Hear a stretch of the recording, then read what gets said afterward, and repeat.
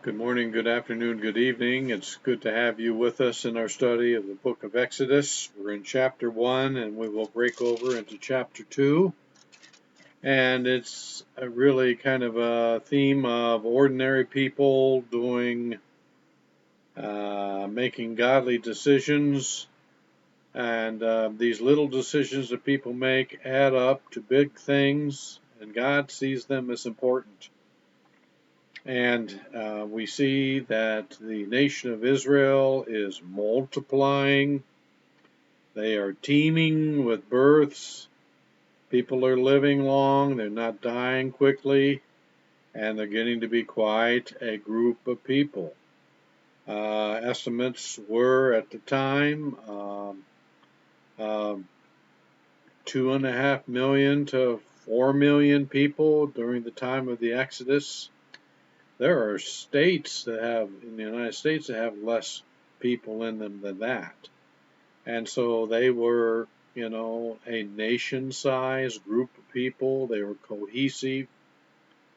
They all spoke the same language. They had the same culture. They had the same God. They were united.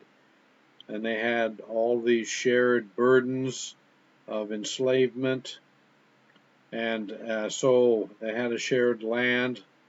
God had to do a push-pull on them, had to push them out, and at the same time pull them to the promised land. Joseph, from the time of his father Israel to the time that they left, was the glue. And he said, I'm going to die, and when I do, I don't want you to make a special trip to take me back to the land. I'll have myself mummified, and you can gather my bones, and you can carry me over when God brings you back. And so there was that promise, that knowledge that God would bring them back, and that this was the land that was promised to them. And so there was a push and a pull. Slavery and things like that made it distasteful to be in Egypt anymore, and then they had this promised land. Well, now, there was a king, probably of the Hyksos origin, who got the upper hand in Egypt, and they said that the people who lived in the land of Goshen were more numerous than they, so they weren't necessarily the rank and file Egyptian people, but perhaps a dominating group within them, a section of them, and they were fearful that the Israelites, being on their flank toward the east, could join with any Confederate force coming through there. And since they were so used to living in the land, they knew how to get across the Nile, and they knew where the weak places were and where everything was kept. And so they were a little bit afraid of these people if they were to turn Confederate. And after all, they'd been enslaving them, and that made them dislike the Hyksos even more. And so they just kept multiplying, and they decided to build these cities on the far side of them, even more east of the land of Goshen. And these two cities were billed as storage cities. I get my quotes inside. But they were really more like forts that would intercept people that were coming from the east to invade Egypt, or to flank the land of Goshen on the east, and then of Egypt, of course, the mass of them were on the west. And so they could pincer them and enslave these people. And so they had these storage cities of Pithom and Ramses, and they afflicted them. And the more they afflicted them, the more they multiplied, and the more they spread out, so that they were in dread of the sons of Israel. They just got bigger and bigger. So the Egyptians compelled the sons of Israel to labor rigorously, and they made their lives bitter with hard labor in mortar and bricks. and at all kinds of labor in the field, all their labors which they rigorously imposed on them, whipping them, beating them, threatening them, just making their life very, very miserable. So the king then of Egypt spoke to the Hebrew midwives. Now, midwife is a woman who is dedicated for the purpose of helping other women have their babies. And women back at that time often would have their babies all on their own, or a neighbor lady would come over. It would be a bunch of sisters or a mother, a household that would help in all this. It wasn't necessarily that the midwives are called in. But these midwives, having done it so many times, would be called in special difficult cases, and they got to have quite a book on how to do these things, and they were a great comfort to women to have around. And so they had these ladies that just seemed to have a knack in this area and help them. I had an associate pastor, and Pastor Kevin Eady and his wife has been involved in helping birth thousands of children. And she wasn't necessarily called a midwife. She was a nurse, but she worked with obstetricians and doctors, and she was involved in coaching the ladies as to what to do and helping them. And she'd be a great comfort to have around. Well, these midwives, the Hyksos king, I believe it was a Hyksos pharaoh, he got the idea that they should kill the baby boys, snuff them out. Now, they saw the boys, even some years later, as being more militarily useful, and they wanted to lessen the amount of military-aged young men over a period of time, and if they kept doing this, they would decrease the population of the boys. They weren't going to have the girls killed, but the boys they would. And how this was to be done, it was a mystery to me. My guess is that he wanted the midwives to, when there was a baby boy birthed, maybe before the mother would have the baby placed on her stomach or given to her to feed the baby, maybe the midwife, as she was working with the baby, might smother it out of sight. I don't quite know how it was, but that would be my guess. And so they were asked, these two midwives, Shiphrah and Puah. Now they were probably the head midwives. It's hard for me to imagine that of a population of 2 million people, that there were only 2 midwives in the entire group. So they were probably the head of the midwives. And he brought them in there, and he said in verse 16, when you are helping the Hebrew women to give birth and to see them upon the birth stool, that could be something no more complicated than a couple rocks set upon one another to kind of make a rough chair, and they were to sit upon it. Oftentimes they would have ropes perhaps up on the tent peg, and they would hang on to that, and they would sit and they would try to get the baby to come out with gravity on their side as well. And so they had these birth stools. And when you were helping the Hebrew women to give birth and see them upon the birth stool, the actively birthing, if it is a son, then you shall put him to death. Well, they had to be very, very coy about this. Here was the mother, and she just gave birth to a child, and maybe she closed her eyes no more momentarily, but she could see what was going on, and she wanted to see if it was a boy or a girl. And oftentimes they would raise the baby up and show it's a little boy or a girl, and there'd be the umbilical cord, and so there was had to be the cutting of the umbilical cord, and then the afterbirth had to come out, and so there was a number of things to be done. And as she was trying to do these things, maybe that was in that interval when they would try to put the baby uh, to death. But the midwives feared God. They respected God. They respected that this was a life from God. And it was bothering them that he was asking them to do this, and they wanted no part of it.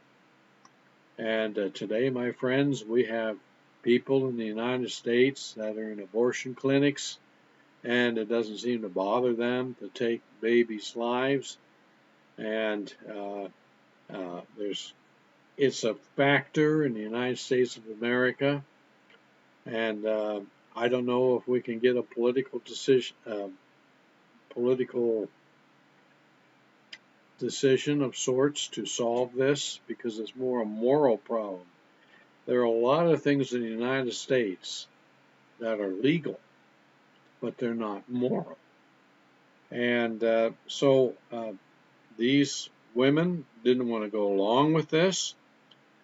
And so the king called the midwives and said to them, "Why have you done this thing? And let the boys live." The midwives said, "Pharaoh, because the Hebrew women are not as the Egyptian women, for they are vigorous and give birth before the midwife can get to them." Well, they worked very hard in the fields. They worked very hard labor. They were in very good shape. And it's quite possible that there was a higher percentage of women who could have their babies without even needing a midwife. And when she got there, the deed was all done, and they had to travel. It might be a couple hours to get from one place to another. By the time they call them and said, "We are having, the baby has come, the water is broken, and you come," but by the time they went to tell them and then they came, it had already happened. And there's some truth to that. It might also be that they just would not put the babies to death. But nevertheless, it was something that Pharaoh didn't know how to sort out. And so he gave up on that plan. It's a dastardly thing to cause those who are in the life-saving business to compromise them into the life-taking business. And I think it's awful many times what we do today to our doctors and nurses who want to minister to people and to help them and to preserve life and to give them help. And instead, we're making people try to kill people. And the first oath that a doctor takes is that when he practices medicine, to do no harm. You don't make the person worse off, you make them better off. And if you can't make them better off, then don't do anything. Well, anyhow, we have a number of things going on here. And so God was using these women to help the multiplication and increase of population. God was good to the midwives, and the people multiplied because the midwives feared God. He established their households for them, just like he established David's household, or just like he established a faithful high priest's household.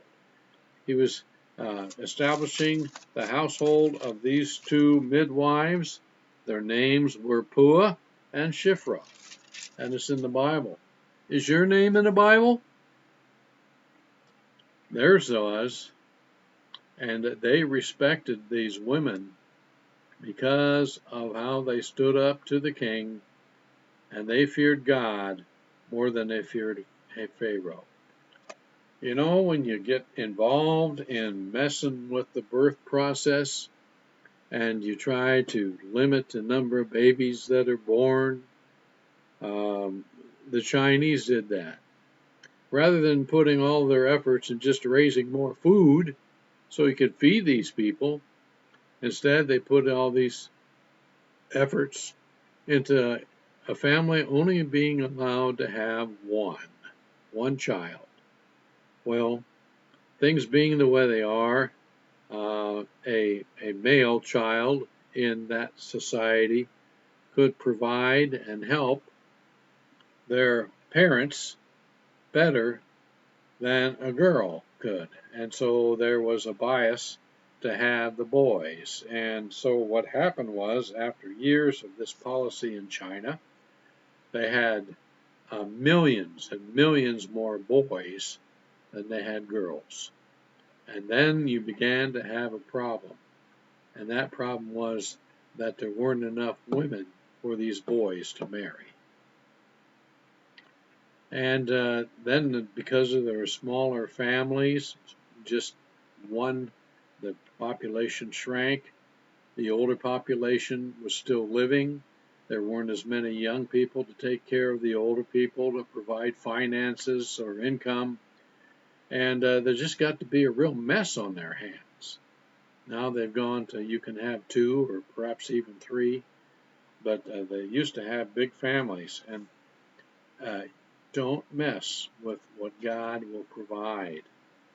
Um, we have abortions over here, and it's very, very sad to see what happens with these babies. So there are a number of things that are done in society, and they want us to go along with them. They want us to go along with abortion.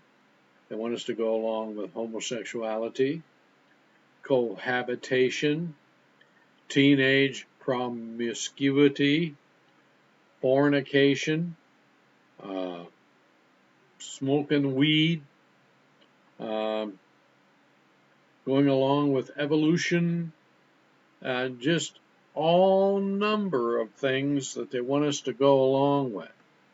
And there comes a time in a Christian's life when he has to make decisions in these areas to fear God and not to fear Pharaoh or the government.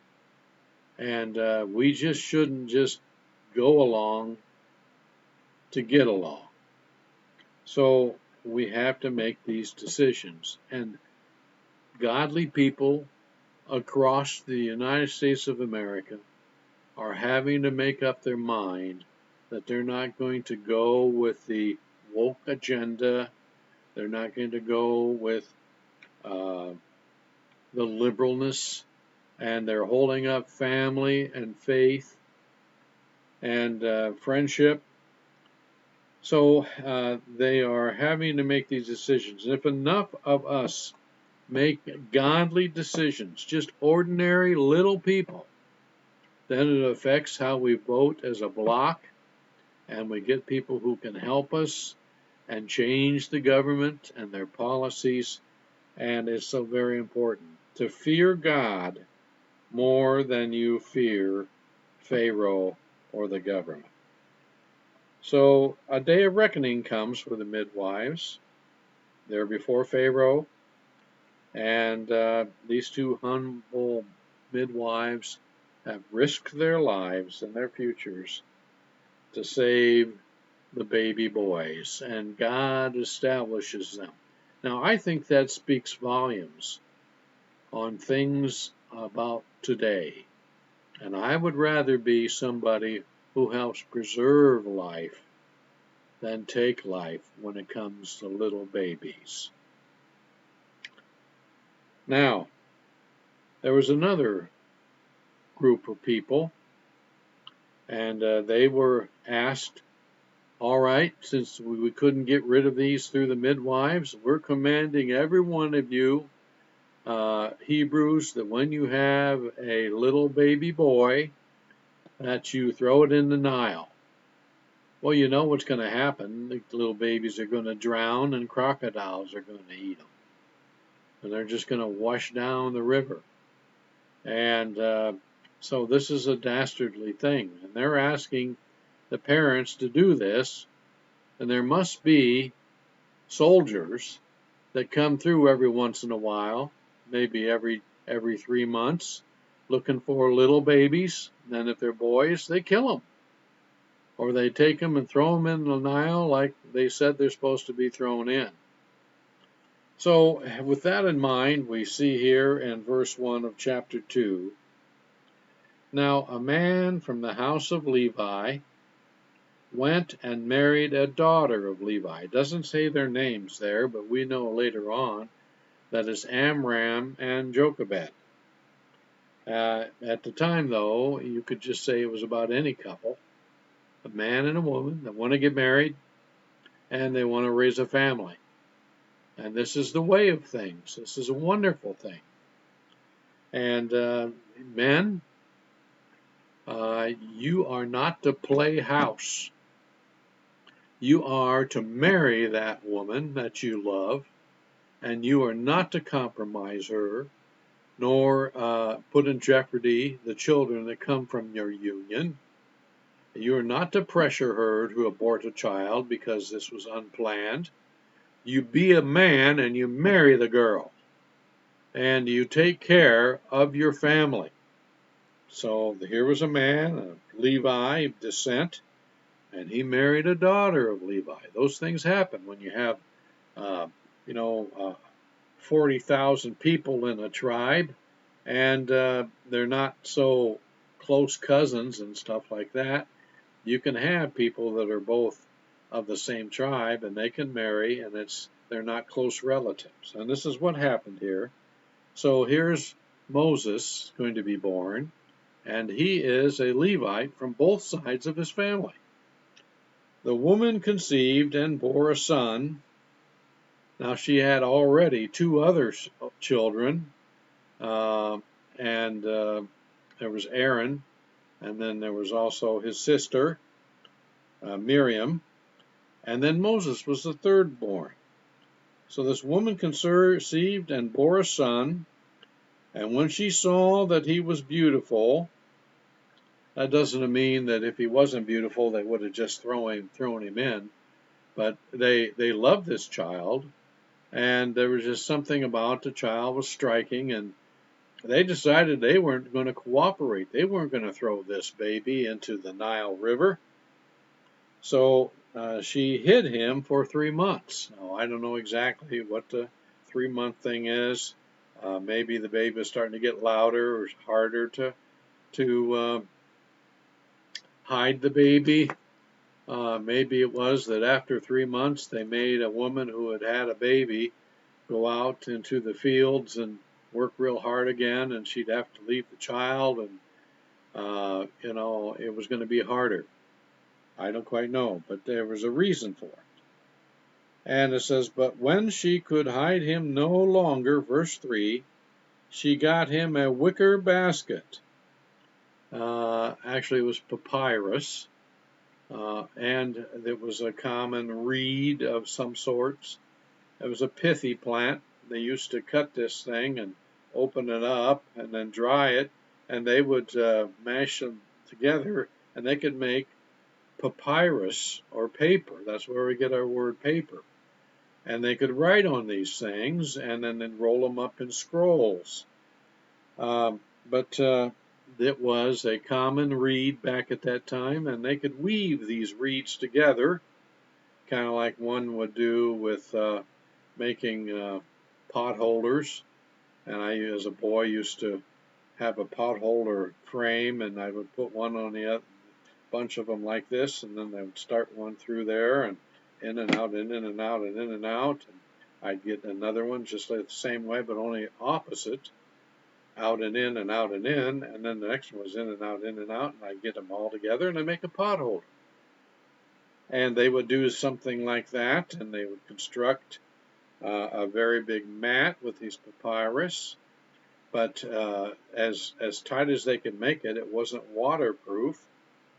And so they would take bitumen and mud and stuff like this, clay, and they would put that in there and cake it on the outside, and I'm guessing on the inside as well, so that it became a little ark, pitched inside and out. Now, the pitching in the inside was an assumption, but necessity would demand if you want something to float, and it's just like a mat with papyri and stuff, you'd want to pitch it on the outside and the inside, just like the ark. And as a matter of fact, this word that's translated uh, basket is the word tavat, and that is the word that's translated ark.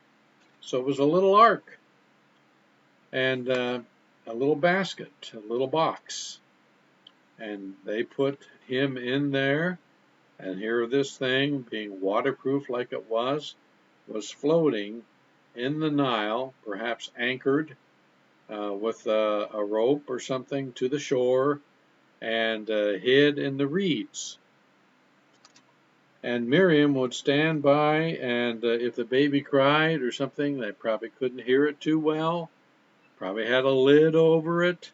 The baby couldn't get out of it just yet. No telling what would be the problem when he got to be strong enough that he could move around quite a bit. Then she put the child into it and set it among the reeds by the bank of the Nile.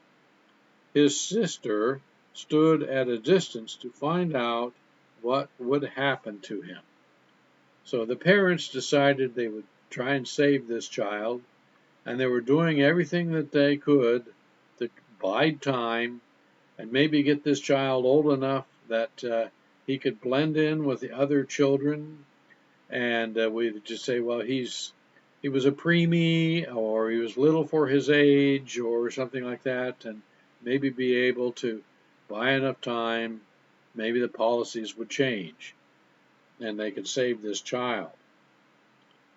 And their faith in God and their desire to try and preserve the life of this child put them in the hall of faith.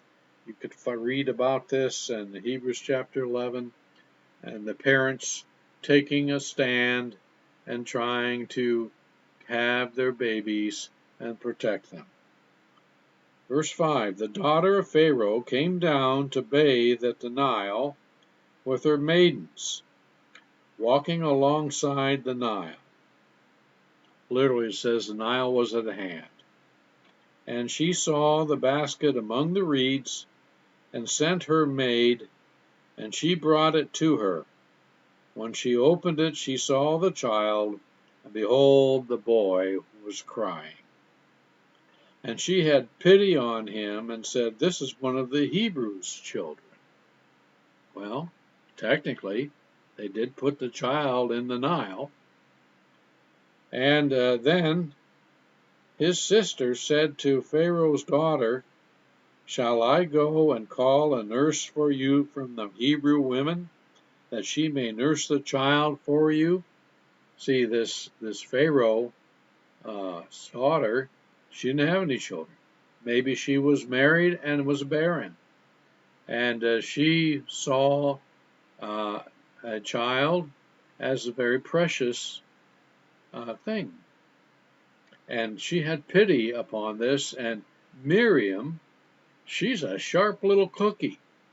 And what ended up was that Pharaoh's daughter, who didn't have any breast milk herself, she wasn't pregnant, and she didn't just have a baby, she said, yes, go get me a Hebrew nurse who can take care of it. I will give her her wages until the child is weaned, and then they can come into my home.